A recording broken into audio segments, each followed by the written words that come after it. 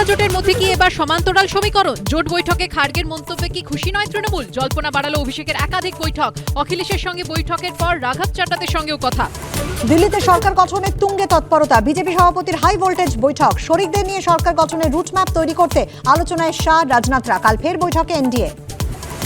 তৃতীয়বার মাসনাদে বসার অপেক্ষায় মোদি। তুঙ্গে শপথে তৎপরতা। কাল এনডিএর রাষ্ট্রপতির কাছে দাবি পেশ শনিতে শপথের সম্ভাবনা। আমন্ত্রণ হাসিনাকে, ফোনে মোদিকে শুভেচ্ছা বাইডেনের। 21-এর পুনরাবৃত্তি। ভোট শেষেও দিকে দিকে অশান্তি। ঘর ছাড়া বহু বিজেপি কর্মী। আক্রান্তদের দেখতে মাহেশ্বরী ভবনে সুকান্ত। বিজেপি চুপ করে বসে থাকবে না। আমি মুখ্যমন্ত্রীকে অনুরোধ করছি, শুধরে যান, এখনো সময় আছে। ভোট পরবর্তী সন্ত্রাস নিয়ে রাজ্যপালকে চিঠি। বিরোধী দলনেতা। ডায়মন্ড হারবার, বাসন্তী থেকে হিঙ্গলগঞ্জ সর্বত্র আক্রান্ত বিজেপি। সন্ত্রস্ত এলাকায় যান বসকে আরজি শুভেন্দু।